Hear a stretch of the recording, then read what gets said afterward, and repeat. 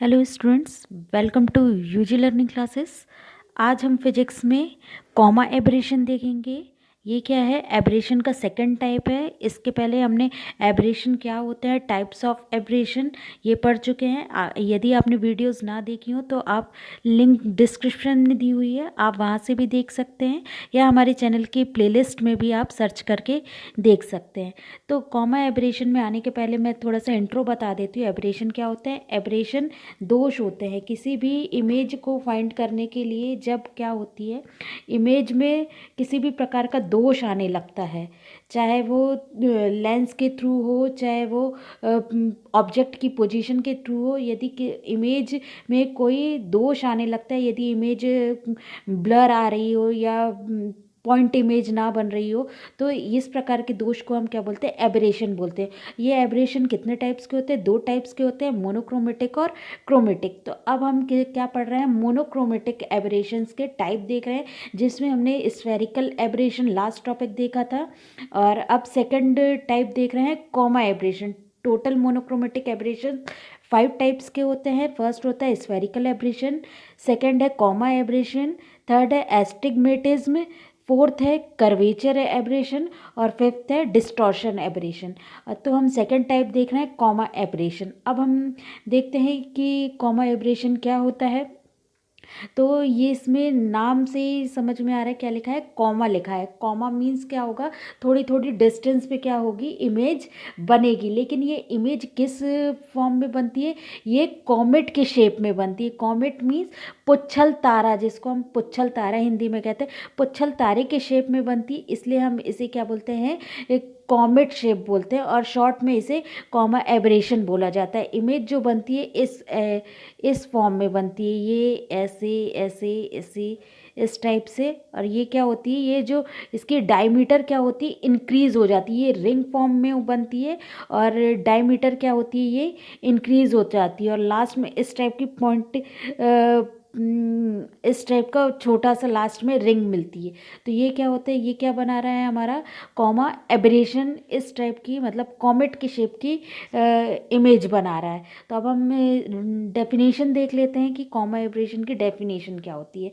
अब यहाँ पे क्या लिखा है, for an object slightly off the principal axis the image formed by the different zone of convex lens are piled pilled one on the top of the other in direction perpendicular to the principal axis.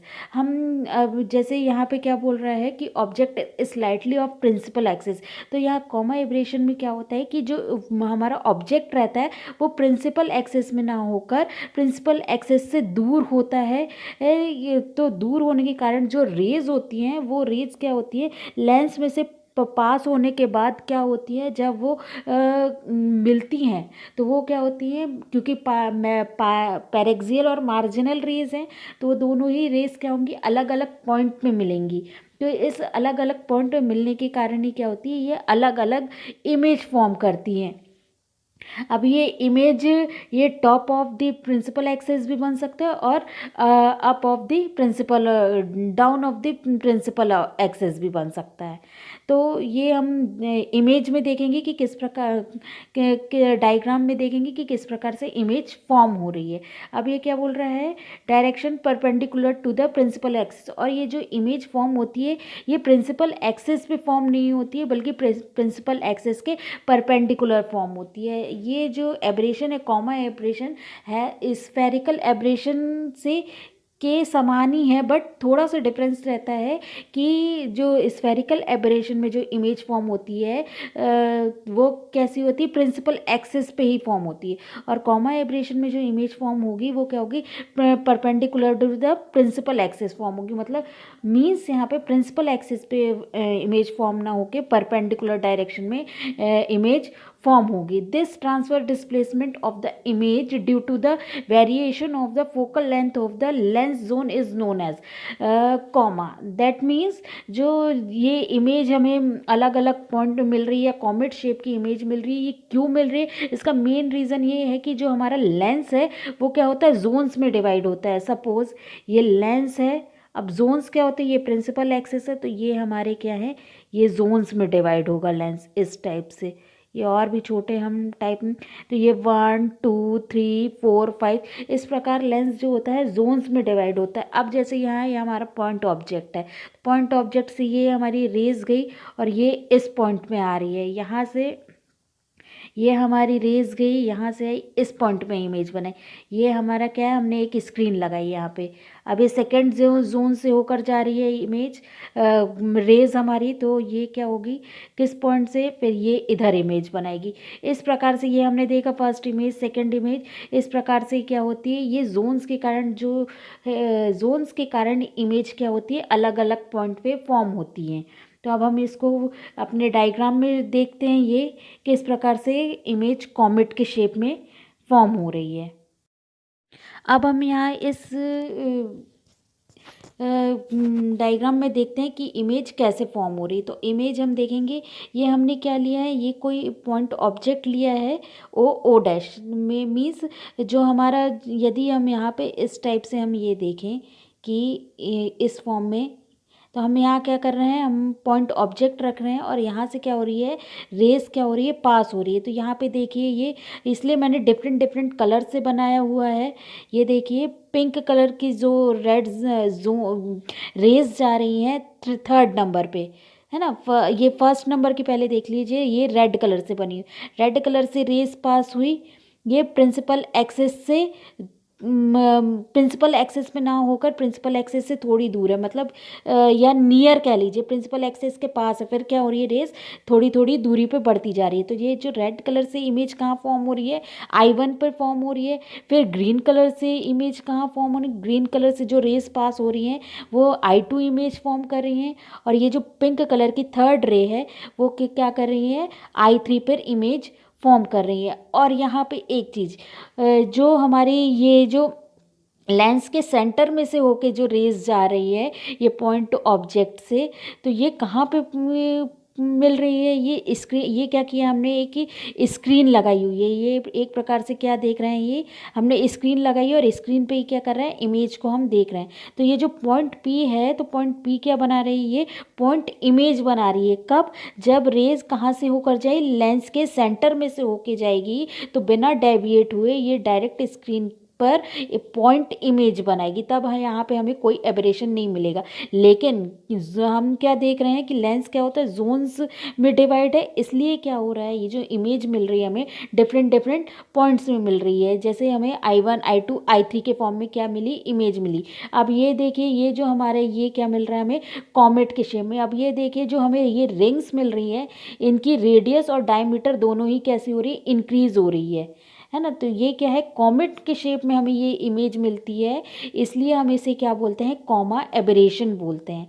इसलिए हम इसे क्या बोलते हैं, comma aberration. यदि इसको हम common form में देखें तो इस प्रकार से क्या मिलेगी, हमें इमेज मिलेगी। आपने इनिशियल स्लाइड में देखा होगा कि किस प्रकार से हमें ये कॉमा एबरेशन देखने के लिए मिल रहा था। तो ये क्या हो गया, हमने इमेज के फॉर्म में देख ली कि किस प्रकार से हमें कॉमा एबरेशन देखने को मिल रहा है।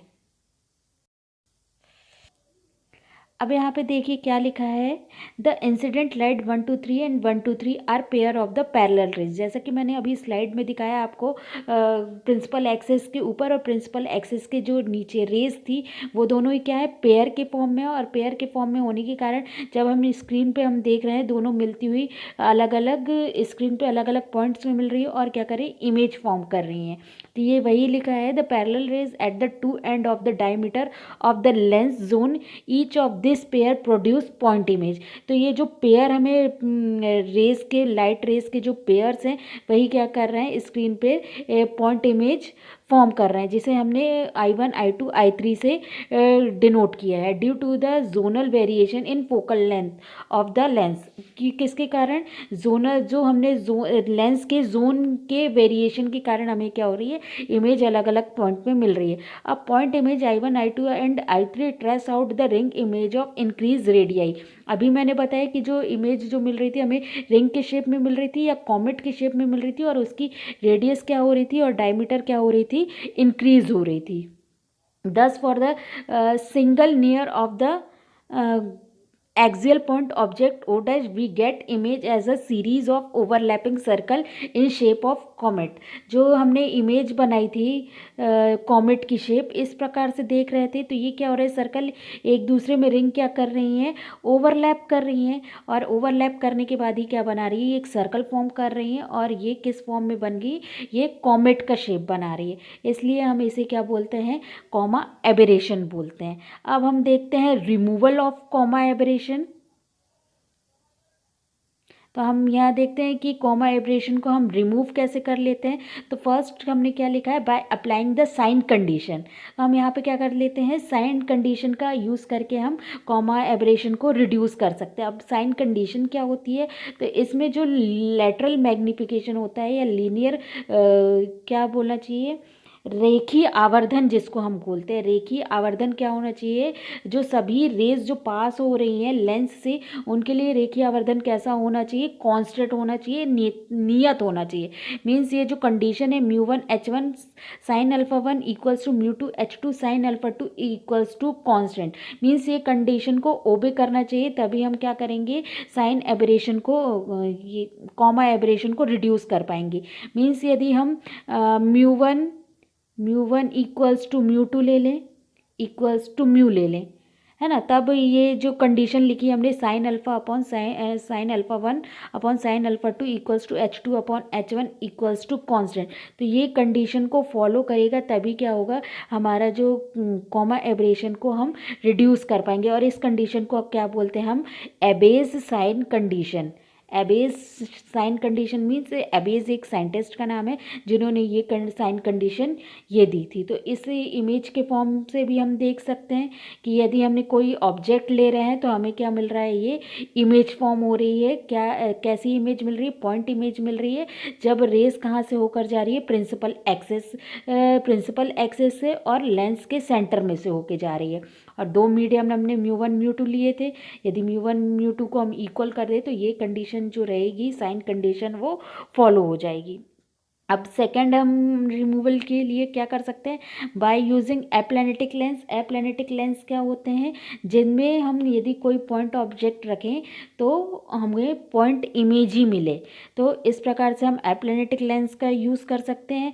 थर्ड हम क्या यूज़ करेंगे, बाय यूजिंग स्टॉप, मीन्स यदि हम स्टॉप लगा दें लेंस के पास, है ना, इस प्रकार से यदि हम ये एक स्टॉप लगा दें तो यहाँ से क्या होंगी, मार्जिनल रेज ही पास होंगी, और मार्जिनल रेज पास होंगी तो ये क्या करेंगी, ये रेज एक ही पॉइंट में मिलकर अब क्या बनाएंगी, इमेज बनाएंगी। तो इस प्रकार से हम क्या कर सकते हैं, इस स्टॉप का यूज़, स्टॉपर का यूज़ करके भी हम जो कॉमा एबरेशन को रिड्यूस कर सकते हैं। तो इस प्रकार से आज हमने क्या देखा, कॉमा एबरेशन देखा, रिमूवल ऑफ कॉमा एबरेशन देखा, और हमने किस प्रकार से कॉमा एबरेशन इमेज के थ्रू भी हमने देख लिया कि कैसे इमेज के फॉर्म में या कॉमेट के शेप में हमें कॉमा एबरेशन देखने को मिलता है। तो यदि आपको वीडियो पसंद आई होगी तो प्लीज़ वीडियो को लाइक करें, शेयर करें, और चैनल सब्सक्राइब ना किया तो चैनल सब्सक्राइब करें, और प्रीवियस वीडियो को देखने के लिए हमारी प्लेलिस्ट पे जाइए, और लिंक डिस्क्रिप्शन में दी हुई है तो आप वहाँ से भी वीडियोस, प्रीवियस वीडियोस देख सकते हैं।